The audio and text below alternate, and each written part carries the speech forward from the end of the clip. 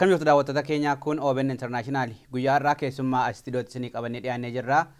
Gama keessummeessituun Alamaayyoo Qannaa akkasumas keessummoonni keenya Nageessaa Oddoo Duubeetii fi Mahadii Muhammad asitti argamu. Guyyaa har'aa kan irratti mari'annu dargaggoof guddina biyyaa yookaan immoo biyyaalessummaa kan jedhu irratti hanga xumuraatti waliin turaan afeerraa keenya. Baga nagaan dhuftan. Baga nagaan wayiiti. Horrible no afeeruu keetiif. Dargaggoo fi guddina biyyaa keessatti gaheen dargaggoo maal jennee jalqabnu hedduun keenya dargaggeessa waan ta'eef dhimma dargaggoo irratti mari'achuudhaaf guyyaa har'aa kanatti wal geenye. Dargaggoon guddina biyyaa keessatti gaheen isaa maal fakkaata? Biyya tokko keessatti by the way wanni akka qabeenyaatti ilaalamu waan afur jira wanni gurguddoon keessattuu guddinaaf jechuudha.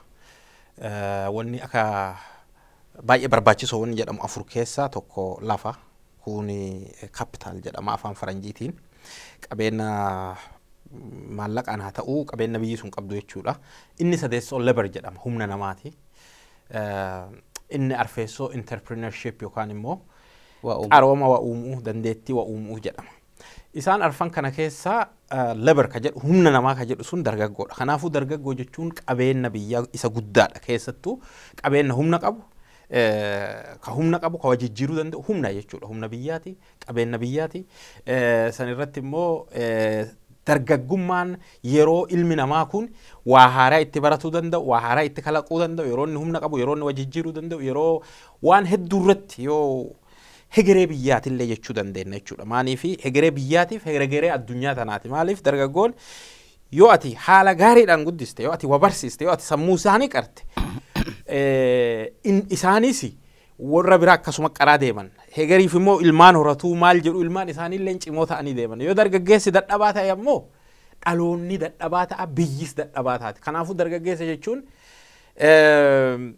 karaa hedduun hegeree biyyaa tokko kan murteessu, hegeree saba tokkoo akka sabaatillee yoo fuute kan murteessu,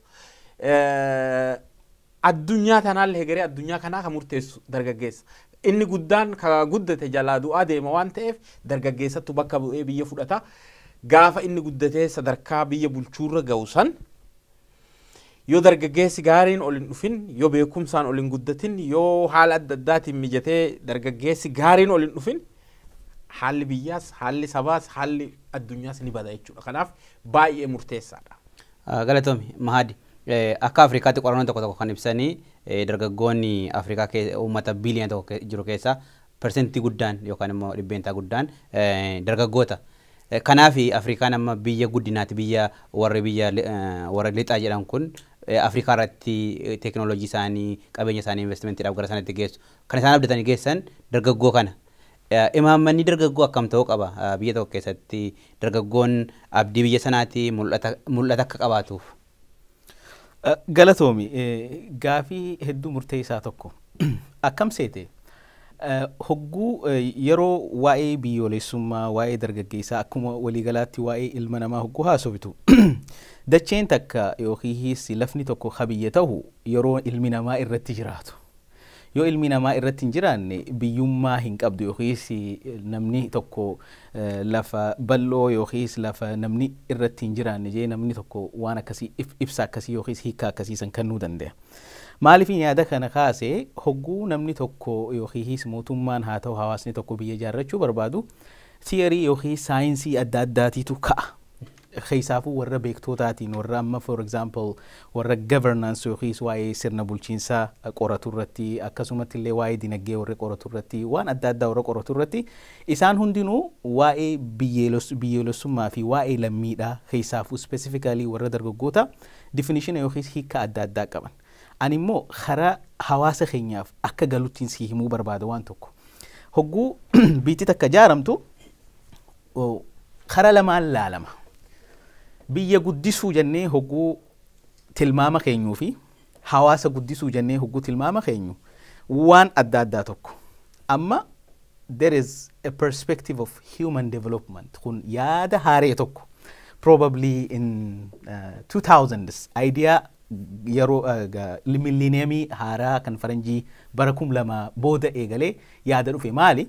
Duraan IMF'n World Bank'n akkasumatti illee United Nations'n hogguu biyya ni guddisna jaan irra hedduu xiyyeeffannaan isaanii infrastructure yookiis dhaabbolii yookiis jaarmoolii biyya sanii guddisuu irratti diinagdee illee hogguu yaadan diinagdee ummataaf faayidaa qabu osoo hin ta'in diinagdee dhaabbataan hogganamu kan ummataan hogganamu waan akkasiisan hin yaadan. Kanaan dura ilaalchi hundinuu waanuma material ta'e irratti waanuma dhaabbata qabu yookiis jaarmee qabu irratti xiyyeeffannaa godhu turan. Amma perspektiiviin human developmentii kana eega dhufe booda biyya guddisuu jechuun nama guddisuu dura. Nama hogguu guddistee biyyatti guddatti. Kana maaliifin kaase dargaggeessi biyya tokko dargaggeessi biyya Keenyaa haa ta'u, dargaggeessi biyya Ameerikaa haa ta'u, dargaggeessi lafa Eeshiyaa haa ta'u, dargaggeessi lafa Afrikaa haa ta'u, yoo ilaalcha nagaa qabaatee, yoo ilaalcha biyya guddisuudhaa, yoo ilaalcha murteessaa akka qabaatu barbaanne dura inni sammuudhaan guddachuu qaba. Attituudiidhaan guddachuu qaba. Kanaafuu yeroo ammaa tana saayinsii guddachaa dhufeetu jira. Maal emotional intelligence jaaniini. Duraan nama kana mee ilaali gaafuma yuunivarsiitii barannu namni kan maaliin madaalama? Qabxii barnootaan fide yookiis qabxii ati 4 score faa yoo goote namni sun he is like super intelligent yookiis namni san super intelligentii beekaadha jaaniiti isa kana faarsanii yookiis yuunivarsiitii keessatti hafaa yookiis hojii gaggaarii tokko argataa hawaasa keessatti illee fudhatamni isaa hedduu beekama. Amma biyya Ameerikaa kana keessatti waan san especially biyya Awurooppaa san kana keessatti ilaalcha akkasii san jijjiiraniiti dargaggeessi kun khalaqa akkamii qaba? Taalantiin isaa maali? Amma President Bush yoo fudhatte gaafa Harvard namoota eebbisiisu 4 gurbaa fide tokkotu ture. So gurbaa saniin akkam nagayaa fayyaadhaa jeen ati 4 fiddeeti nama teknoolojii taataa yoo akka xiyyaamoo kan 2 fiddu taate prezidentii taataa jeen. So dandeettiin ilma namaa kun gara damee adda addaatti gara haala adda addaatti ibsamuu danda'amuu qaba. So gaafii keetitti hogguun deebi'u dargaggeessi Afrikaa akkamitti of ilaaluu qaba? Biyyooleen Afrikaa ta'u akkamitti dargaggeessa kana kunuunsuu qaban jettee hogguu ilaaltu. Dargaggeessi tokko waan maallaqa kanniteef nama gaariin ta'u waan isaaf maallaqa kanniteef jecha yookiis bajeta isaaf ramaddeef jecha gaarii ta'a jechuudha miti. Tiraaktara isaaf bitteef gaarii ta'a jechuudha miti. Hojii isaaf uumteef gaarii ta'a jechuudha miti. Duraan dursee dargaggeessi sun amalli isaa akkami? Namooma ni qaba. Fedhii jiruudhaa ni qaba. Fedhii jiruudhaa jechuun makiinaa qabaachuu, mana bitachuu, jaartii fuudhuu waan akkana kana miti. Jiruuti sirnaan gaggeessuu ni danda'a. Fedhii akkasii godhuudhaafis ni qaba jeet if gaafachuu qaba. Dargaggeessi yoo waan akkanaa kana if gaafate biyyaafillee faayidaa uuma. Ammaasis rakkinni biyya Afrikaa jiru. Rakkinni biyya Afrikaa jiru yookiis lafa Afrikaa jiru maali? Mootummaa yookiis jaarmooliidhaatiitu hiree kee murteessa. Maaliif qabeenyi resource are scarce. Qabeenyi nuti qabnu hedduu muraasa. Hedduu xiqqaa. Qabeenya kana adda hiruudhaaf mootummaan intarastii isaa filata jechuu. Fedhiin kiyya yooniin maallaqa kana gara kana baase maal faayidaa naa fidaa yookiis dhaloota kamirratti yoo maallaqa kana baase maaliin bu'aa argadhaa jeeti mootummaan yaada. Waan sirna akkanaa kana keessatti dargaggeessi ati barbaaddu yookiis dargaggeessi biyya nu bulcha jettu yookiis dargaggeessi biyya ni fooyyeessa jettu uumamuudhaaf hedduu nama dhiba. Maaliif yoo jette ilmi namaa kun xabi'aadhaan hiree kan ni taaf. Namuu hiree san akka itti fayyadatu qaba. Amma nuti akka Afrikattis haa ta'u akka biyyaattis wanni yaaduu qabnu akkamitti hiree tana heddummeessina. For example, ani gaafan kolleejii qaraasisu biyyatti ijoollee Oromoodhaan barsiisuu ture. Gaafii tokkoon isaan gaafadhe. Uummata barattoota narsii turani. So maaliin jeeni dhugumaan isin keessaa narsiin dhugaa kamiin jeeni. Narsiin dhugaa kamii maal jechuudha barsiisaa jaaniin na gaafatan. Ani shakkii tokkoon qabaan jeeni. Isin keessaa irra hedduun keessan yookiis nama muuziqaati yookiis nama qonnaati nama ogumsa qonnaa qabu yookiis ogummaa keessan malee narsingii keessa galtanii hin jee. Maaliif? Jaalala keessan yookiis fedhii keessan malee barnoota narsii remidiidhaan barnoota narsii kana keessa galtanii hin jeen akkas maaliif jettee jennaani namni jijjiirama jiruu isaa keessatti kafitu gaafa fedhii baree hiree fedhii isaatii wajji deemtu filatee irratti hojjete jijjiiramni dhufa. Kanaaf jecha mootummooleen Afrikaadhaa amma booda especially akka mootummaa Itoophiyaatis yoo fudhatte wanni itti yaaduu qaban dargaggeessa kana akka maabaraatti ijaaranii akka paartiitti ijaaranii yookiis akka gandaatti ijaaranii nama kana cufa tuubboo tokko keessa dabarsinaani waan dalaguu miti amma booda. Wanni ta'uu qabu dargaggeessa kanaaf hiree babal'isuudhaan akka biyyattiin sun namoota ogummaa adda addaa qabaniin fedhii adda addaa qabaniin akka hoogganamtu godhu. Hogguu dargaggeessa kanaaf carraa akkasiisan kennitu maaltu dhufa seete political diversity dhufa. Ilaalchi siyaasaatu garagara ta'a. Bifa babbareedaa fida. Economic diversity dhufa. Dinagdee kunuu garagara taheeti namni hundinuu dinagdeeyuma keessattuu damee inni filatu qabaata jechuudha. Siyaasaa jenneemi, politikaa jenneemi, ammas aadaadhaan yoo jette, amma muuziqaa afaan Oromoodhaa yoo fudhatte, namni aadaa naannoo tokkoo qofan sirbu. Aadaa naannoo adda addaa sirba. Maaliif? Muuziqaa saniif miidhagina kenna. Kanaaf jecha mootummaan especially amma mootummaan biyya keenya haaraa almost waggaa lama illee guunnee miti. Waggaa lama mootummaan amma haarayni kuni gaafa yoo rabbii isaan gargaaree yookiis mootummaan biraatis dhufee filannoo moohanii jiruun siyaasaan jijjiiramte wanni xiyyeeffachuu qabanii biyya jaaruu jechuun nama jaaruu jechuu dhaloota jaaruu jechuu dhaloota jaaruudhaaf hiree yookiis fedhii ilma namaa kana babal'isanii ilmi namaa kun haala adda addaatiin shaakallii harkatee haala adda addaatiin hiree isaa filatee akka biyyaafillee bu'aa buusu godhuu qabna yaada jiruun qaba. Tole. Abjuu yookaan mul'ata dargaggeessaatii fi haala qabatamaa biyya keenya keessatti biyya Itoophiyaa akkamittiin wal madaalchisuun danda'ama? Fedhiin dargaggoo keessa jiruu fi haalli qabatamaan jiru maal fakkaata? Haalli qabatama jiru qabeenya biyyaati. Waan biyyi sun qabdu yookaan ammoo opportunity tana hiree jechuu dandeenya. Yookaan ammoo qoommii fayyadanii karaa gara Booranaa Gujii kanatti qoomma'iinsa qoommii opportunity jenna. Qoommiin jirtu maali? Namni tokko waan ofii amma reefu mahadiin kaasaa ture waan fedhii itti qabu ilmi namaa kun duuchiin dandeettii waliin dhalatu qabaa beeke. Ka dandeettii siyaasaa waliin dhalatu jira. Garuu akka carraa ta'ee dhiibbaa maatiitiin yookaan dhiibbaa hiriyootaatiin ka silaa dandeettii siyaasaa qabu fa'aatti waan biraa baratee waan biraa hojjeta. Garuu effektiiv hin ta'u. Ka dandeettii muuziqaatiin dhalatee san dhiisee doktora namaa jedhee nama adoo yaaluu du'u jira. Atoo immoo dandeettii dhalootaa saniin hojjete irra caala exploit godha. Maaniif iskiiliin dandeettiin dhalootaa sun ittiin tokkoffaa addunyaarraa ta'uufa danda'a. Nama dandeettii daansii waliin dhalatee yookaan dandeettii daansii cimaa qabu dhalootaan qabu ka jeneraala ta'u jira jechuudha. Loltuu ta'ee wanni jedhaa saniin silaa immoo kattiin dhalate san beekee ilmi namaa wanni guddaan biyya amma biyya guddatte keessa wanni godhan dandeettiin ilma kanaa maali maatiinu san cinqama san qorqorata maan jaalata maan fedha dandeettii addaa maalirra qaba akkuma beektu biyya tanatti hojiin tuffatamtu hin jirtu muuxannoon asuma keessa himuun barbaachisaadha.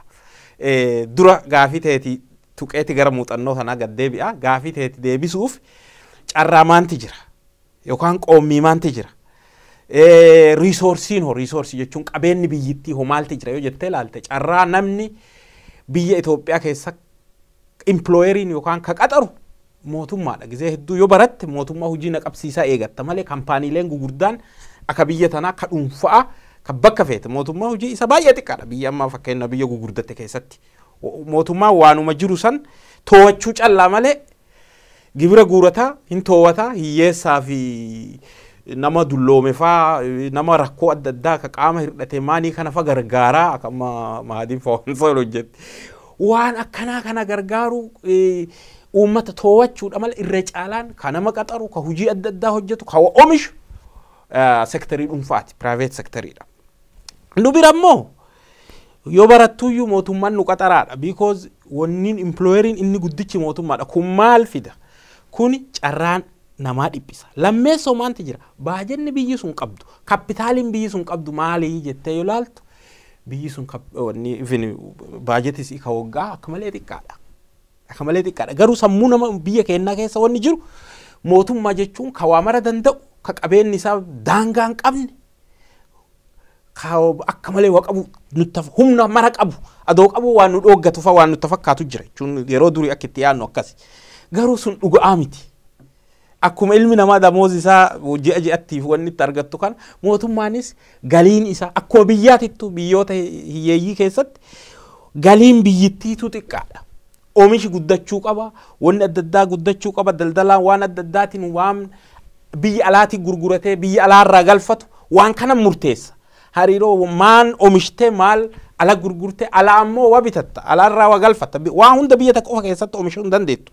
Waa alaa galfattu san ittiin waa galfatuudhaaf maallaqi ati qabduu fi maallaqi warra biraallee wal jijjiira. Tun hunduu maanti murteessa?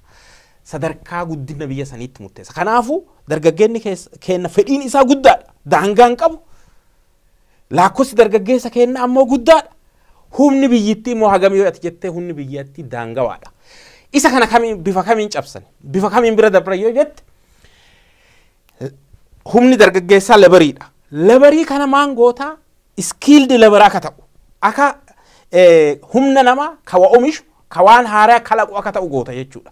Humna namaa kana leenjiidhaan barnootaan humna cimaa yoo ta'e waan haaraa uuma walitti ijaaramee wajjijjiira walitti ijaaramee daldalatti haaseenuu yookaan immoo hojii adda addaatti hirmaatee waa oomisha jechuudha. Waa oomishee of danda'ee biyyas jijjiiruu danda'a. Kanaafuu isa kana jijjiiruudhaaf wanni guddaan hojjetamuu qabu dargaggeessa barnoota qulqullina qabu akka baratu leenjilee adda addaa sektarii waan namni hojjetu kana babal'isanii bifa hedduudhaan akka fedhii isaatti akka inni hojjetuu danda'u qoomii san mijeessuun barbaachisa. Fakkeenyi tokko onni gaariin an arge keessa dargaggeeyyiin ijoolleen duraan yeroo sochiin Oromoo kun deemu waggoota 3-4 darban keessa ijoolleen qeerroo biyya keessa waan adda addaa katabaa nutti ergitu maxxansina feesbuukii kanarratti turte keessa gurmuun ijoolleen gara naannoo Shaashamannee jirtu takka eegaa jijjiirame kun dhufee muummichi ministeeraa haaraa gara aangoo dhufeen duuba maan ta'ete kampanii wayii sheer kampanii dhaabatte jechuun sabaaf waldaa sheer kampanii jedhu wayii dhaabatte sochii jalqabde gizee hedduu keessan wanni inni ergiti sheerii gurgurattee jechuun kampanii ijaarrattee jechuudha. Wanni akkasii kun amma fakkeenya gaarii argitee dargaggeessi of jijjiiruudhaaf tattaaffii adda addaa godhuu qaba. Ogummaa adda addaatti seenee hojjechuu qaba. Ogummaa ofii gara dargaggootti dhufna dargaggoon maal gochuu qaba kan jedhu amma rakkoon biyya keenya keessa jiru hojii dhabdummaan jira yakki garaagaraa jira jeequmsi jira mootummaa hojii walitti bu'uun jira. Rakkoo san hundumaaf qaamni kaanii dargaggoo akkas godhee kan jedhu jira. Dargaggoo maqaa balleessuutu jira kana godhan kan jedhu. Gama biraatiin immoo imaammatni dargaggoodhaaf bahee hamma hojiirra oole waggoota darban 27 ta'uu meeqa ta'uu kan jedhudha. Yeroo tokko paakeejii guddina dargaggootaa waan jedhutu jira biyya. Paakeejii bahee jira. Paakeejiin sun dargaggoota ittiin developpi gochuudha. Dargaggoon ittiin gara hunduu keessa akka galanidha. Akka itti waa uuman bakka itti waa baratan waa hedduu of keessaa qaba. Baajeta dargaggoodhaaf bahu kan hooggan waajjira hawaasummaa kan jedhamutu hooggana. Waajjira dargaggoo taa'ee jara biraa eeggata jechuudha. Dargaggoon ofiisaatii akka inni diinagdee keessa seenee waan hojjetamuu irra jiru hojjetuuf imaammati jiru sun hammam gaadha. Mahaadhiittan dhufa. Imaammata akkamiitu barbaachisa dargaggoodhaaf biyya keenya keessatti bakka qabeenyi jirretti humna namaatiif lafa jira biyya keenya keessa. Lafii humni namaa hamma teekinooloojiin jiraannetti hamma maallaqni jiraannetti gahuu hin danda'u. Waa baay'ee kaasuu dandeenya waan ijaaranii maallaqa xiqqootti kennanii ofii isaaniitiif fedha ijoollee utuu hin ta'in kan ijaarsa garaagaraatu jira. Ijaarsi mootummaadhaan gaggeeffamu. Sana alatti garuu imaammata akkamii ta'uu qaba. Fakkeenyaaf muuxannoo biyyoota kanaafaa yookaas biyya keessa jiru kanaa wajjin yoo ilaalle. Wanni akkanaa kun maaliin murtaawaa seete qabeenya irratti murtaawa. Qabeenyi yoo hin jiraanne mootummaanis hin jiraatu lammiinis akka barbaadamutti ni jiraata jechuu hin dandeenyu. Amma wanni guddaan imaammata durallee wanni barbaachisu maali? Mootummaan sirna dinagdee gaarii tokko yookiin sirna dinagdee ummata biyya alaa gama biyyaatti harkisu. Foreign direct investment kan irratti hedduu hojjechuu qaba. Foreign direct investment jechuun akkami? kaampaniin adda addaa warri biyya alaa warri qabeenya qabu biyya keessatti dhufanii akka kaampanii ijaaran akka carraa adda addaa dargaggoo kanaaf uuman godhaniiti san booda lakkuma carraan akkanaa kun babal'achaa dhufuuni mootummaan hafuura baafachuu gahe jechuu hafuura baafachuu jechuun amma mootummaan wanni rakkachaa jiru maali lammiin kun lammiisaati walitti hammaaree qabee bikka tokkotti darbee nagayaan narraa taa'a jechuu hin danda'u because dargaggeessi kun bikka deemu yookiis karaa dhaquun qabu biyya keessatti ammaasiis imaammanni haga ammaa irratti hojjetamaa ture lafa kana haga dandeenyatti ummata qabeenya qabuu fi ummata siyaasaatii fi ummata malaammaltummaan beekame kanaatitu lafa kana saamaa ture biyya keenya akka qabeenyaatti wanni himachuu dandeenyu lafuma qofa malee indastiriin nuti itti beekamne addunyaa irratti itti beekamne tokkolleen hin jiru so imaammata akkamiitu barbaachisa jettee hogguu waan akkanaa kana yaaddu wanni dura dursoo irratti dalagamuu qabu sammuu dargaggoo irratti dalaguu qabna maaliifin akkas hin jeeseete waggaa afran yookiis shanan yookiis achi dura waggaa 10 haa kenninu eegu osuma prime ministeriin dabre Hayilamaariyaam jiru osoo mallas jiru waan hojjetame ilaali amma waggaa 10 dabran kana keessatti wanni godhamaa ture maali mootummaan caasaa dargaggoota yookiis use package jaanii warri mootummaa himuu ture caasaa siyaasaati malee caasaa dinagdee hin turre mootummaan hogguu waa'ee dinagdeedha hogguu lammii kana misoomsuu irratti lammii misoomsuu jaaniin citizen development lammii misoomsuu kana hogguu yaadan duraan dursanii galma siyaasaa kana sammuu keessaa baasuu danda'uu qaban maaliif yoo jette namni siyaasaadhaan jaaramee dhufe bu'aa hedduu harkata jechuu tapha guddaa taphachuu danda'e jechuu shoora guddaa taphachuu danda'e jechuu namni immoo siyaasaadhaan hin jaaramne kanuma sammuu isaa qabatee yookiis yaada of jijjiiruudhaan dhufee mootummaa waa gaafatu sanni carraan argatu jechuu akkana jechuun maal jechuu humna lama biyya san keessatti uumta jechuu humna waa argatee buluu fi humna waa dhabee bulu hogguu akkanaa kana maali social crisisiitu dhufa amma hattummaa jennee haasoyna yookiis seera dhabeessummaa jennee haasoyna yookiis tasgabbii dhabuu waan adda addaa kana jennee haasoyna irra hedduun rakkina kana waan nuti harkuma keenyaan finne akkana jechuun akkami tarsiimoon nuti qabnu caasaan nuti qabnu caasaa haqa daneessaa miti nuti sabdaneessummaa haasoyna malee haqa daneessummaa hin qabnu haqa daneessummaa jechuun maal jechuu dhaloonni dirree dhawaa tokko carraa dirree dhawaa keessatti harkatu dhaloonni hawaasaa yookiis yeroo ammaa tana keessa akka sabaatti yaadnaami dhaloonni Oromoo tokko magaalaa dirree dhawaa keessatti harkatu dhaloonni Tigraay tokkos Tigraay keessatti harkachuu danda'uu qaba akkana jechuun maal jechuu there is like diversity in justice too haquma kanaahu diversify godhuu danda'uu qabda namni gujitti dhalate waan magaalaan dirree dhawaa harkachuu qabdu argachuu qaba akkana jechuun ammaasis maal jechuudha unity of developmental concept jechuudha miti jechuun yaannummaa misoomaa kun yookiis tarsiimoon misoomaa kun bikka hundattuu wal fakkaataa ta'uu qaba jechuudha miti maaliifin akkanas hin jee amma lafa Gujii yoo garte waan isaan itti beekaman qaban probably qonna ta'uu mala probably horsiisuu ta'uu mala probably albuuda adda addaa baasuu ta'uu mala magaalaa dirree dhawaa yoo fudhatte irra hedduun hawaasni seenuma isaatiinuu wanni itti beekamu daldalaa ta'uudhaan beekama akkasitti waan qabeenyi hawaasni san qabu yookiis waan qabeenya isaa baafatee gurguratuu miti bikka adda addaatti gaafiinis fedhiinis gari kanuma osoo ta'uu magaalaa takka keessatti immoo namni dhalataa magaalaa yookiis dhalataa naannoo sanii waan itti of shaakalsiisu yookiis waanuma ifuma kanaahu jiruu itti barsiisu carraa tokko argachuu danda'uu qaba carraa wal qixaa akka guddataniif magaalota jiranitti yes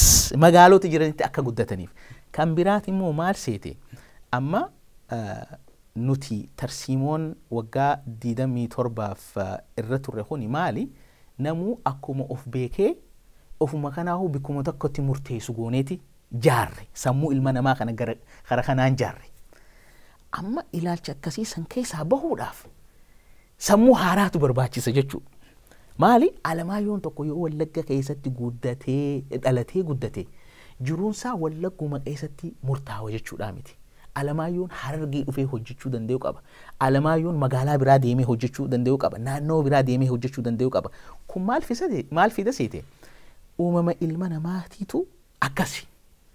Amma mee numa kana laale biyyatti wanni hojjechaa turre yookiis wanni beekuu turre asitti hedduu faayidaan qabu. Maaliif taligaan biyya tanaa dandeettii biraa barbaaddi. Lakkuma ilmi namaa bikkarraa bikka biraa deemeeni muuxannoo argachaa deema, sammuun isaatiis kalaqa guddachaa deema. Nama kana daangeessuu yookiis bikka takkatti murteessuun rakkina guddaa uuma. Amma reefu waan takkaan irraanfadhe waan san irra deebi'uun ammaan yaadadhe himuun barbaada.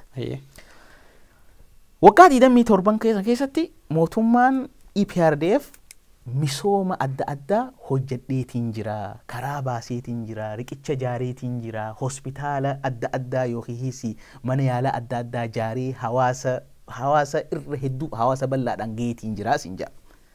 Akkas godhan that's fine, it's wonderful, waan gaarii.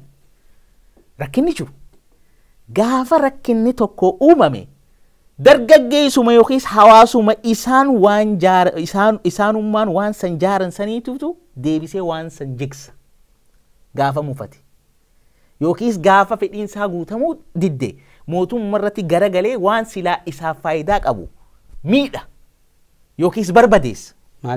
Maaliif jennee hogguu gaafanne nuti jaarree malee dhaloota jaarmee san eegu hin jaarre. Jaarmee jaaruu fi dhaloota jaarmee san eegu jaaruun waan bifaati, waan garagaraati. Akkas jechuu maali dubbii reefu sanitti deebina. Namni tokko yoo of bare, yoo naamusa argate jiruu isaa keessatti, yoo muuxannoon isaa gaarii tahe gara kamitti dhufa jechuu waanuma jiruu tanaa hogguu madaalu maaltu faayidaa naa qaba, maaltu faayidaa naa hin qabne. Yoo soo waan takka balleessuu kiyya dura yoon balleessi eenyutu miidhama. Amma for example Oromiyaa keessatti haa ta'u, Kibbatti haa ta'u, naannoo Tigraahitti haa ta'u, naannoo Amaaratti haa ta'u, dargaggeessi mufate tokko waan carraa hin qabneef jecha aaraani waan adda addaa takka balleessa. Hogguu waan san balleessu dargaggeessi kun hammaateetii miti yookiis uumamaan badaa taheetii miti. Wanni isaa aarsu maal ni beektaa? Osoo namni tokko si cinaa nyaachuu jiru ani akkamittiin agabaadha. This is a question of justice. Angawaan tokko jiruu bareedaa yookiis jiruu wayyaawaa tokko osoo jiraatu hawaasni tokko yoo isa biraa beelawe there is injustice jechuu. Haqni hin jiru jechuu. Kanaaf jecha imaammanni biyyatti tokko dargaggeessaafis haa ta'u hawaasuma jijjiiruudhaafis haa ta'u akkuma nuti baranne kanatti sabdaneessummaa osoo hin ta'in haqdaneessummaan jiraachuu danda'uu qaba. Bikka haqdaneessummaan hin jiraanne guddinnis hin jiru, yaadnummaan biyyaalessummaatu uumamuu hin danda'u. Reefu ammaasiis yaada bareedaa tokko nageessaa gaafattee turte. San irratti hin xiqqishu kapitaalaayiz godhuu barbaada. Maaliifin kapitaalaayiz godhuu barbaada seete? Abjuun namni tokko qabuu fi waan biiti taate gari. Amma Ameerikaa tana keessatti I believe I can fly sinja. Ani huni balali'uu hin danda'a jee hima. Biyyatti immoo osoon goblaa qabaadhee bararee jettee yaadda. Because falaasamni ilmi namaa kun itti guddate hawaasni kun sadarkaa ilaalcha isaa si garsiisa. Yeroo tokko osoon yuunivarsiitii baradhuu waggaa 3ffaa moo 2ffaadhaan saha magaalaa Awwadaayitu jira. Magaalaa Dirree Dhawaarraa probably kiiloomeetira 30 yookiis 35 fagaatti. Soddoolee kiyyaatu jira. Ganda horoo jedhanii. Ganda horoo sanii Awwadaay buuteeti makiinaan miilaanii achi ol baata. Probably gara daqiiqaa 31 miilaan deemta. Amma laga diddiimtuu jedhaniin tokkotu jira. Laga xiqqishee tokko sanirraan tarkaanfatteeti ganda horoo san deemta. Amma laga san biratti eenyuun arga seete barattoota 2 ka afaan Oromoo dubbatan nama Oromoo tokko yuunifoormii uffatee jira. Kaan immoo yuunifoormiin uffanne ammoo daftara harkaa qaba. Amma jiruma biyyatee nyaatan ilaali. Ka yuunifoormii uffatee fi ka yuunifoormiin uffanne hogguu jettee nama san madaaltu tokko probably qabaataa ta'e yuunifoormii bitatee mala tokko immoo waan dhabeef yuunifoormiin bitanne jettee yaadda. Kun yaaduma walii galaati. Gara biraatiin immoo hogguu yaaddu tokko seera kabaje yookiis naamusa qaba. Tokko immoo naamusa hin qabu jettee illee fudhachuu dandeessa waan yuunifoormiin uffanneef. Amma ijoollee lamaan tanaaf maaliin jeen aboo akkam assalaamu alaykum nagayaa fayyaadha jiruun nagayaa wal gaafanneeti maal ta'uudhaafi barattanii jeen barnoota kana. isaan yaaduma waan tahuu yookiin akkanaan tahaa akkasiin tahallee naan hin jenne hogguma sanaan ani daddafeetuma aboo hogguu barattan biyyaan bulcha ja'a baradhaa jeetiin isaan bira dabre osoon ani qarree tokkoon dabrin dhaabbataniitu mana laalan namni kun maraataadha moo yaada akkamiin nuu himee jedhaniiti dhaabbatanii na laalan yoo ijoolleen sun yaadatte arrallee yaadachuu dandeessi ani qarree ol bahe mucaa hiriyyaa kiyya tokko wajjin hin deema inni afaan amaaraa dubbata hayi garagaltee laaltee naan jee maali jennaan ijoolleen bar dhaabbataniiti haga ati nuti qarree kanallee ol baanu laalaa turanii naan jaan san booda hayi aboo dhiifama wahiin balleessee maaliif dhaabbatanii jennaan maqaan kee eenyuu naan jaan maqaan kiyya Mahdii Kamaaliin jeen biyyatti maqaa abbaatii yaamamtaa akka biyya kanaatti Muhammad hin jettu so Mahdii Kamaaliin jeen aboo ol barnoota gaarii jaanii na bira deeman maaliin yaada sanirraa fudhadhe ni beektaa yeroo san keessatti anis ta'u isaanis ta'u fakkeenya nuuf ta'u hin qabnu turre maaliif naannoo keenyarraa namni sadarkaa biyya bulchuudhaa ga'e hin jiru ijoolleen tun hogguun yaada san fuudhee fuula isaanirra darbe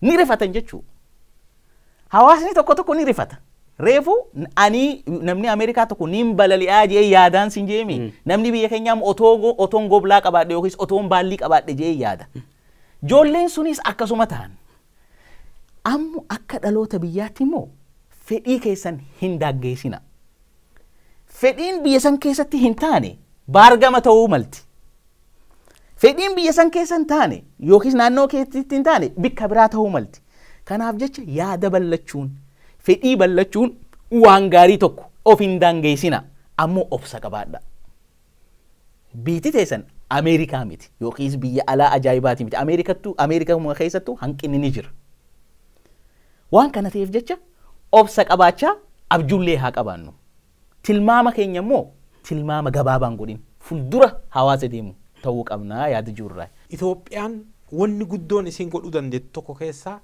foreign direct investment yookaan investment biyya alaa gara biyyaa harkisu investment biyya alaa gara biyyaatitti gaaf harkistu waan hedduu jira wanni ati irratti harkisuu dandeettu warri biyya alaa irraa gara biyyaa dhufe achitti invest godhu sun yoo achitti invest godhu humna namaa barbaada nama qaxara jechuudha kanaafu namni hojii argata namni achi keessa jiru kasila hojiin arganne hojii argata ammas iskiilii yookaan immoo dandeettii dabala waa barata achi keessatti hojii san hojjechaa skilled ta'aa deema jechuudha kanaaf teknooloojiin transfer ta'a jechuudha teknooloojiin sila biyya san hin jirre sababa warri biyya alaa achi dhufee achitti waa hojjetuuf hojii san keessan nami keeti kasila achi ka biyya jiru suni achi keessa qaxarame gaaf hojjetu beekumsa kanallee fudhata akkaataa watti hojjetamullee hin barata teknooloojii transfer of teknooloojii jiraata jechuudha asirratti wanni jiraata akka maali investment alaa gara biyyaa harkisuuf garuu biyyi nagaa ta'uu qabdi biyya nagaa hin qabne keessatti nami alaa sitta dhufu hin jiru kanaafu tokkoffaa nageenni jiraatu qaba nageenni jiraachuun faayidaa hedduu qaba waan ta'eef dargaggeessi kana beekuu qaba bakka nageenni hin jirre alaayis namitti hin dhufu wanni hojjetamus jiraachuu hin danda'u wanni achi keessa ati hojjettus effective hin ta'u nami daldalaan illeen of amanee hin daldalu barnooti jiraachuu hin danda'u wanni fayyaa hojiin hundinuu hin danqamti hin gufatti wanni marti hin gufatti waan ta'eef nagaa mirkaneessuu irratti nagaa mirkaneessuun akka malee jedha barbaachisa yoo nageenni mirkanaa'e yoo sammuu dargaggeessaa irratti sammuu dargaggeessaa guddisuun misoomsuun danda'ame dargaggeessi kun gabbahee naannuma fi keessaa bar ganda lamaa sadi keessaa uummata godaansisanii yoo jaaranii jedhan bar paarkii uumtaa bar bineensi achi gala nami kenna garuu sammuun isaa waan misoomniif amma naannoon itti dhaladhe gaafa xixiqqaa arba ajjeesanii fixan Keeniyaan garuu arba san dallaa itti jaartee miliyoona meeqa galfatti arba san adiin dhaqee laala arbi adda Keeniyaa keessa jiru nu biraa baqate sattawwan Keeniyaa keessa jiru nu biraa baqate lafa gujiitiif lafa booranaa tanaa baqate achi ciisa isaanii amma qabeenya akkam qabeenya guddaa maaliif isaan immoo faranjiin qawwee irraa guurtee maal jettee dhorkitee jirti hin ijjeesan Keeniyaa keessatti ammaan tana wanni sasalphaan adoo mallaqatti hin baasne wanni dargaggeessi sun investimentii ittiin harkisuu danda'a wanni dargaggeessi sun ittiin jirjiiruu danda'a waan hedduu warra waan akka albuudaa hojjetu akkaataa isaan irraa bu'aa guddaa argatan irratti yaada isaa wanni gootaaf waan hunda waan namoota hojjetu hunda irratti effective akka inni ta'u yoo irratti hojjetame irratti deeggarsi godhame irratti bifa kanaan wanni sagantaa akkasiitiif imaammata akkasitti baasan wanni sun waan hedduu jijjiiruu dandeetti. Rakkoon biyya keessatti investimentii irratti jiru mootummaan hamma balbala banee jira investimentii biyya alaa kanaaf. Yeroo baay'ee Itoophiyaatti investimentiin gaggeeffamu gara lixaa kanarraa yeroo dhaqoon agartan garuma Chaayinaa gara biyya sanarraati.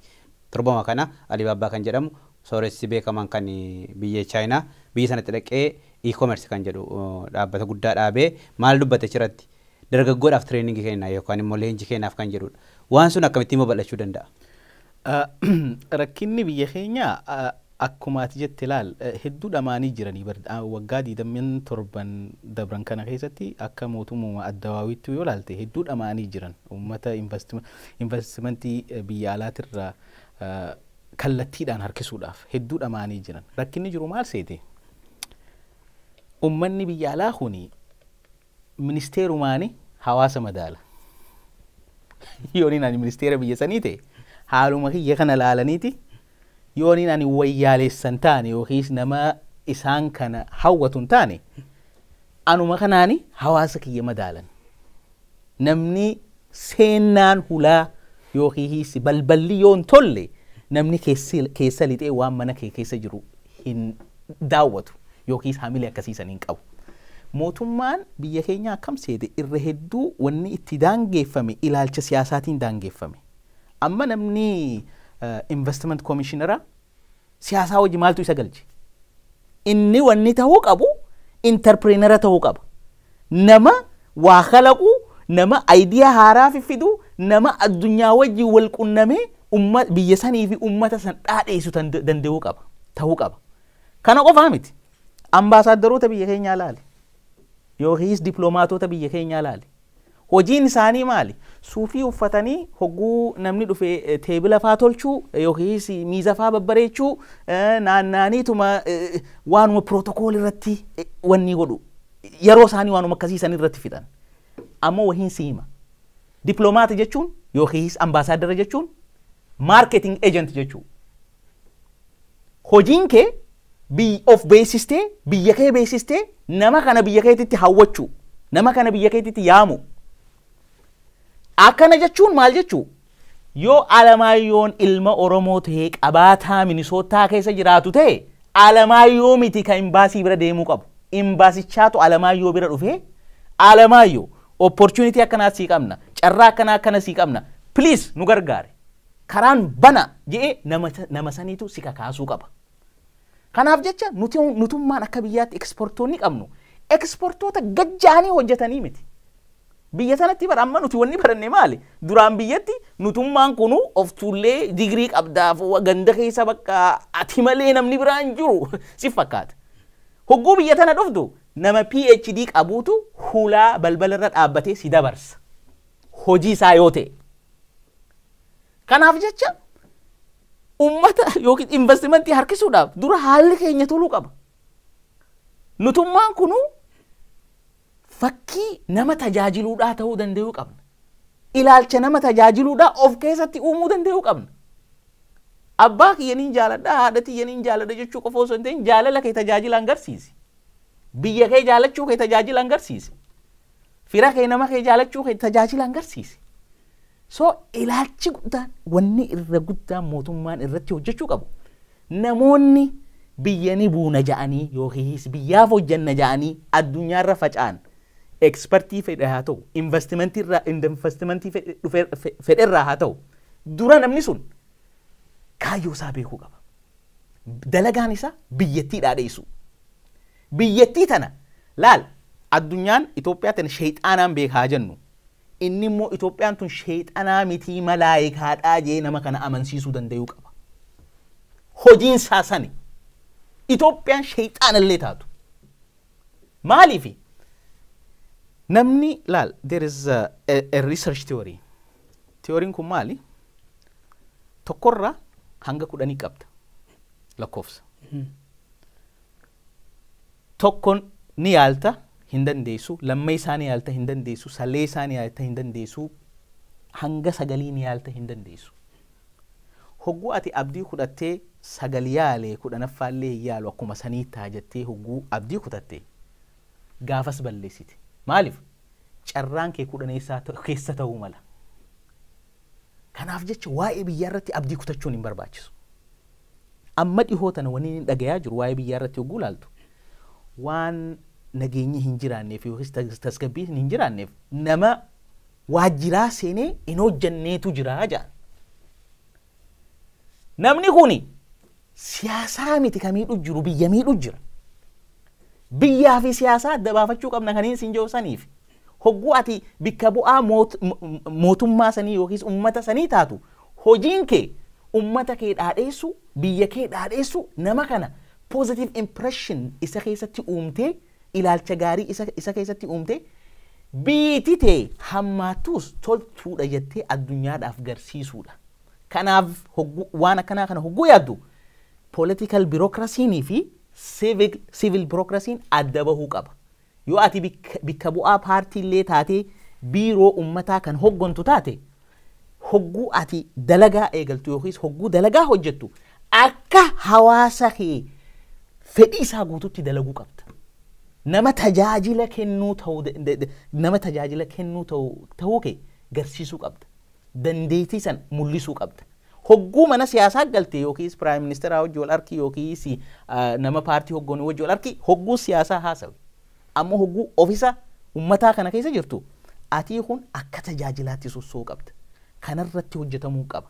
Yoo ilaalcha kana sirreessine I am 100% sure waan waggaa takka keessatti haa ta'u waggaa lama keessatti haa ta'u ilaalchummaan keenya yoo jijjiirame ummata bifa pozitiivii yookiis bifa gaarii addunyaadhaaf mul'isu taane namnummaan addunyaatu dhufee yoo biyya keenya keessatti maallaqallee yoon facaafne at least dhufanii nu laalan. Gaafa dhufanii nu laalan immoo dhugaa jirutti himna itti garsiifna jechuudha. Kanaaf qophii ta'uu danda'u qabna. Jijjiiramni kanaan dhufaa. Imaammanni dura sammuudhaa eegala. Sammuun yoo tolte yookiis ilaalchi sammuudhaa yoo ifaan ifatti namaaf galee addunyaaf galee waa hedduu hawwachuu dandeenya. Waa hedduullee irraa milkaa'uu dandeenya jechuudha. Yeroo baay'ee amma kaasneerraa dhimma imaammata dargaggoorratti kaasneerraa dargaggoonni biyyaalessummaa keessatti maal qaba kan jedhu kaasneerraa hanqina investimentii biyya alaa dargaggoo kanaaf carraa uumuudhaaf rakkoo jiran kaasneerra. Gara dargaggoota deebinu amma. Dargaggoon haala inni keessa jiru agareerraa carraan hojii hin jiru hojii dhabdummaan jira haqi hin jiru akka jette haqi daneessummaan hin jiru. Dargaggoon kana keessatti maal gochuu qaba haala kana keessatti. Garuu rakkoon jiru warri siyaasaa immoo dargaggoo akkas lafa jiru kana yeroo itti fayyadaman argama. Hundumtuu dargaggoo jaaree waa garagaraatiif gaafannee kaasu akkamitti dargaggoon akkam gochuu qaba sana.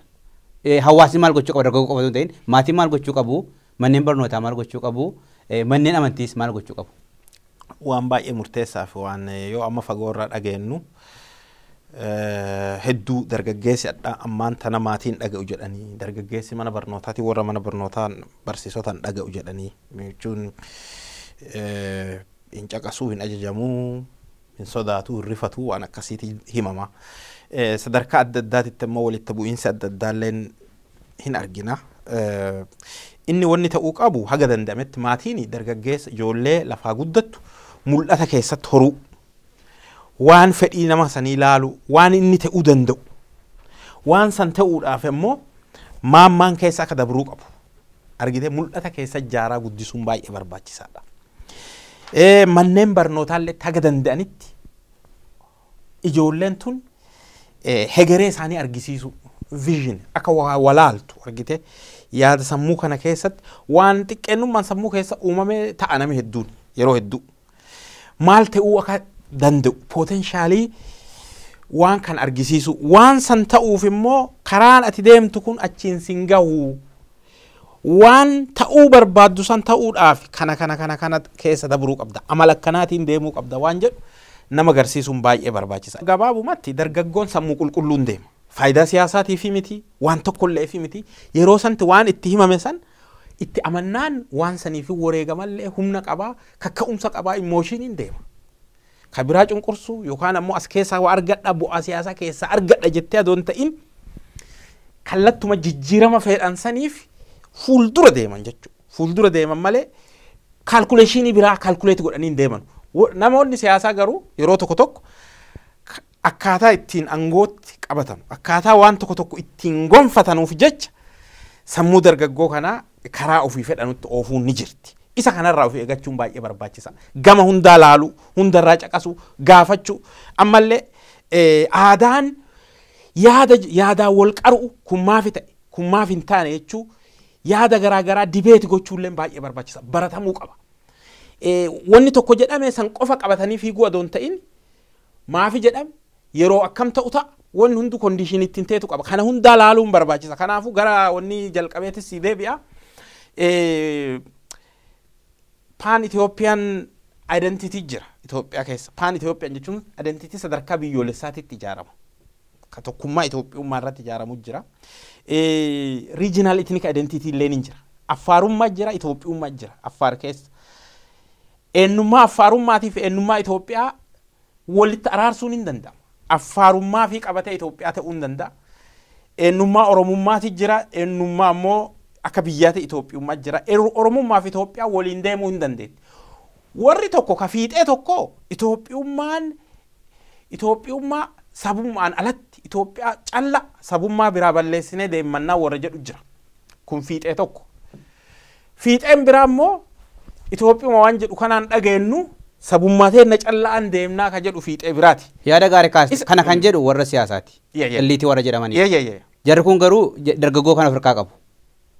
Dargaggoon kun waan ofiisaatii reasonable ta'e wanta sababa ga'aa hin qabaanneef waan sanaaf dhaqee aarsaa ta'uu qaba. Dargaggoon akkamittiin ijaaramee ofiisaatii mariin kun yaadi kun gaditti bu'ee yoo itti amane qofa akka dhaquuf maal gochuutu irra jira. Warri siyaasaa maal gochuu qabu? Wanni beekamuu qabu ammoo mootummaanis haa ta'uu gurmuun tokko yookiin waggaa 5 bulcha yookiin maanii waa haga bara baraa jiraatu muti. Kanaaf jennee wanni lubbuun namaa badduuf hin jirtu. Ideemsa filannootiin ifirraa jijjiiraa yaadaan wal dubbannee wal amansiisaa. Kana yoon ta'in du'ee argamaa jennee asumatti lollee asumatti dhumachuun gatii nu hin qabu. Gaafa durii gaafa dubbiin nutti jajjabdu ambara 1996 kalaakkoosa Itoophiyaa wanni barataa yuunivarsiitii ture. Dubbachuu hin dandeenyu ture. Waama diqqoo nu dubbanneef waama diqqoo nu gaafii fi walitti yuunivarsiitii fuulduratti hiriirree wanni jenneef fuudhanii kaan nu gussanii toorchii nu godhanii nu hidhanii maal waan hedduun nurraan ga'an. Ammaan tanallee wanni akkasii jiraachuu danda'a. Garuu haga danda'ametti seera kabajanii dambii fi waan jiru irratti adoo argitee emooshinii waa hin cabsin kabajaan seerallee kabajanii gaafii mirgaa ka jirullee gaafachaa deemuun barbaachisaa. Seera yoo cabsite ammoo gareen kuunillee tarkaanfii wanniin poolisiin mootummaallee kuunillee tarkaanfii sirra fudhata. Jidduu tana lubbuu baddu jira waan adda addaati jira. Kanaafuu gaafileen jirtu gaafii yoo kaatu teete bifa qindaa'een adeemsa seeraatiin dhiyaatee akkasiin deemuu qaban. Hawaasa jechuun aadaa qaba, aadaa keetti guddattu qabda. Maatii keetti guddatta, maatii keessa gaafa baatu mana barumsaa dhatta, mana barumsaatti gaafa baatu immoo eessa deemta? Hundumtu bakka amantii sadaqa. Hammi kun guddina dargaggoo tokkootiif ga'ee mataa isaanii qabu. Ga'een warra kana akkam ture? Dargaggoon kophaatti maaliif ba'a jechuun akka mul'ata argatuuf. Gaafa warri kun warri stakeholderiin kun aktii gochuu didan dargaggoon harka warra siyaasaa gala. Kan akkamittiin dargaggoo gorsuun danda'ama? Okay, gaarii. Kana cufa maaltu fide ni beekta. Amma warra namoonni amantiidha, barsiisonni, hogganoonni hawaasaa dargaggeessa biratti yeroo ammaa tana dhageettiin qaban. Kana maaltu fide seete politics has replaced the whole life in Ethiopia. Siyaasaan guutumaa guututti waanuma jiruu ja'an kana cufaahu bikka buutee jirti. Hunduu siyaasaa ta'ee jira. Ati rafuun hundinuu siyaasaa ta'uu malan beeknu yeroo ammaa kana keessatti. Maaliif namuu nuti karaan nama kana itti ilaallu yookiis hawaasa kana itti ilaalaa jirru waanuma social media irra deemu kana hogguu laaltu yookiis waan oduu irraa dhageessu hogguu laaltu namni hundinuu bakka nama siyaasaa ta'ee jira si fakkaata. Ammoo namni waan takka adda baafachuu qaba. Mahdii namni ja'an tokko magaalaa Dirree Dhawaa dhalatee faamilii yookiis maatii irraa dhalate qaba, hawaasa isaa qaba, mana barumsaa qaba, bikka amantii qaba kana cufa. kana cufaatuutu eenyummaa kee murteesse malee siyaasaa ati jaalattu yookiis namni siyaasaa ati filattuutu namni siyaasaa ati filattu eenyummaa kee murteessu. Eenyummaa kee wanni murteessaa waan ati jiruu kee keessa guutu cufaatutu murteessa. Lama dammoo maaltu dhufe seete role replacement. Role replacement jechuun shoora wal jijjiiruu. Namni amantiidha nama siyaasaa hogguutu this is complete role change or role replacement. Namni silaa barsiisaa ta'uu qabu aktivistii hogguute kunilleen rooliin jijjiirame jechuu. Namni silaa doktora ta'e yookiis waa qaqqaluu eegale kunilleen roolii isaa yookiis shoora isaa baruu dhiise jechuudha. Ammoo let's go back to the normal life. Jiruu haqaa san irratti haa deebinu. Jiruun haqaa sun maal feeti? Ati kun akka ilma namaatti duraan dursitee waan nyaattu barbaadda, waan dhuydu barbaadda. San durammoo nagayaa si barbaachisa. Faayidaan nagayaa hawaasa san keessatti baratamuu qaba. Ani ammas taa'ee nama kiyya nageenya akkanaa yookiis faayidaan nagayaa akkanaa jee itti himuu hin danda'u. Maaliif? Hawaasa kanarraa hin bahe, hawaasaatu nagaya na barsiise. Gaafaan biyya tana dhufu nagaya san sammuu kiyya keessa qabadheetiin dhufe. Hawaasa kana amma barsiisuudhaaf osoo hin tahin mee eenyummaa keenya ka durii san irratti haa deebinu. Oromummaas yoo ta'e, Amaarummaas yoo ta'e, Tigrummaas yoo ta'e isa sanitti deebinee safuu aadaan teenya qabdu, safuu amantiin keenya qabu haa leellifnu. Amma safuudhaa fi naamusaa dhabame. Sadee isaa yookiis haalli kan biraamoo maal seete? Hogguu ati carraa dhabde waan si dura dhufe cufaahu fayyadamuu jalqabda. Carraa nagayee ta'uudhaa, carraa barachuudhaa, carraa dalaguudhaa hogguu dhabde hattummaa tanaahu yookiis waa balleessuu tana akka carraa fudhatta. Kun xabi'aa yookiis haala ilma namaati. Akka waan akkasii san keessa hin buuneef wanni guddaan ilmi namaa tokko yookiis dargaggeessi biyya sanii godhuu danda'u maali? Badiin arra balleessitu baruu kee miti, iftaan miti, jiruu kee guutuu miti. Kanaaf jecha haga dandeenyetti yeroo ammaa tana keessaafuu jijjiirama amma keessa jiru kana keessatti wanni yaaduu qabnu yookiis wanni ilaaluu qabnu obsaa fi yaadatu nu barbaachisa. Obsi kuni obsa haga ilmi namaa du'uu yookiis hanga waggaa 100 yookiis hanga waggaa 10 ta'uu miti. Obsa jechuun badii arraa tana yoo obsine boru ni baraarra. Boruun teenya nagayee taati jechuu. Yoommoo badii arraa keessatti hirmaanne boruun qabnu.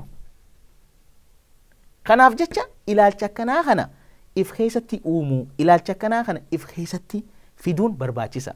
Amma hogguu yaada akkanaa kana yeroo ammaa tana keessatti dargaggeessa kana gorsitu namni maal jee fudhata? Nama kana mootummaatu qacaree yookiis mootummaatu akkana naaf dubbadhu je'anii akkana je'anii namoota haasa'uutu jira. Waan takka isaaniif himuu qabna laan. Yoo atummaan ka haasoytu kun dhugumaan siyaasaa kan hoggontu taate siyaasuma keetu hogganuudhaaf nagayaa si barbaachisa. So haasawni kuni haasawa waliigalaati malee haasawa garee tokko bikka buutee haasoytuu miti. Nagaya jechuun haasawa waliigalaati. Amma yeroon amma itti jiru tuni namaas balaaleffachuun yookiis olala walirratti oofuun yookiis nagaya of dhabsiisuun yeroo itti barbaadamuu miti yeroo ammaa kana. Yeroo ammaa kana wanni nu barbaachisu haga dandeenyetti haala jiru kana qorannee ifuma kanaafu hegereef of qopheessuudhaatu barbaachisa. Hegereen biyya keenya ani amma asii taa'ee waniin argaa jiru maali? Uummanni humnoonni addunyaa keessaafu gaafa Afrikaa kana yookiis Afrikaa bahaa kana yeroo ammaa tana itti xiyyeeffachaa jiran. Maaliifi opportunitiin jira amma buufata laamuu jaanii Keeniyaa fi Sudaan kibbaa jidduu deemu biyyoota sadeen ka Itoophiyaa wajji deemu ammaasiis hariiroo Itoophiyaa fi Eertiraa hariiroo Jibuutii fi Itoophiyaadha hariiroo Soomaaliyaa fi naannoleen san amma yeroo ammaa tana keessatti dammaqiinsa keessa jiran. Kun maal fida carraa dinagdee fiduu deema. Sun akka dhufuuf duraan dursinee wanni hubachuu qabnu nagayatu nu barbaachisa. Keessaafuu warri siyaasaa biyya sanii fedhii siyaasaatiif jecha hiree yookiis abjuu dhaloota haaraa kana balleessuun qaban.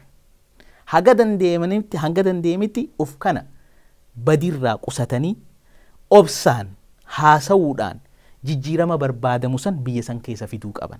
Kana dhaamsi kiyya. Hanga dandeenyetti nagaa waliif haa buusnu, hanga dandeenyetti immoo wal haa kabajnu. Akka sabaattis akka ummataattis. Hawaasni kabajaa waliif hin qabne abdiin qabu, boriillee hin qabu. Kan akka gaariitti itti xiyyeeffannee irratti hojjechuu qabna. Hedduu galatoomi. Mahadi Kamal Muhammadii fi Nageessaa Oddoo asitti argamtanii dhimma dargaggoota nu ilaallata jettanii yaada keessan ogummaa keessan waan hirtaniif hedduu galatooma. Egaa daawwattoota keenya sagantaan dhimma dargaggootaa irratti xiyyeeffannee mari'achaa turre kanuma sagantaa kan biraa OBN International waliin wal agarraa hangasittiin nagaatti.